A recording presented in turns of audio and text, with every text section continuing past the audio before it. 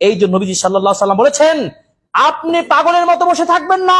সৌভাগ্যময় জীবন পেতে হলে আপনাকে যে কাজটি করতে হবে, নবী সাল্লাল্লাহু আলাইহি সাল্লাম বলছেন সহিহ মুসলিমের 6945 নম্বর হাদিস, একটি হাদিস যদি আপনি এটা উপলব্ধি করতে পারেন, বুঝতে পারবেন আমার লাইফস্টাইলের কর্মপদ্ধতি কেমন হবে। রাসূলুল্লাহ সাল্লাল্লাহু আলাইহি ওয়াসাল্লাম বলছেন, ইহরিস আলা মা ইয়ানফাউক, তুমি ওই কাজটা করতে উদ্বুদ্ধ হও, উজ্জীবিত হও যেই কাজটা আপনার জন্য কল্যাণ বয়ে আসবে।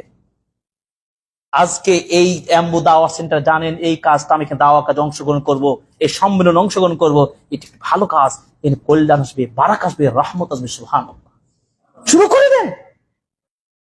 ওয়াস্তাইন বিল্লাহ, শর্ত কিন্তু একটা, কাজ করলেই হবে না, আল্লাহকে আশ্রয় চাইতে হবে, আল্লাহর কাছে কি সাহায্য চাইতে হবে।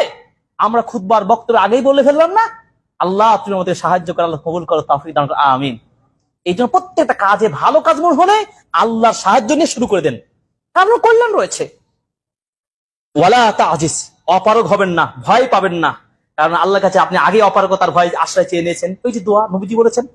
এরপর বলছেন ওয়াইদা আসাবাকা শাই, কাজটা করতে যে যদি আপনার বিপদ চলেই আসে, সফল হলেন না, অ্যাক্সিডেন্ট হয়ে গেল, কাজে আপনি হয়তো ব্যর্থ হলেন, ফালা তাকুল, কখনোই তুমি বলবে না লাউ আন্নি ফাআলতু কাযা কানা কাযা ওয়া কাযা, যদি আমি কাজটা এভাবে করতাম, গাড়িটা যদি ড্রাইভটা আমি এই অ্যাঙ্গেলে করতাম, গতিটা যদি এভাবে থাকতো, অবতা ব্যবসাটা যদি আমার এই ভাইয়ের সাথে না করে ওই ভাইয়ের সাথে করতাম, তাহলে আমার মনে হয় এই ভুলটা হতো না।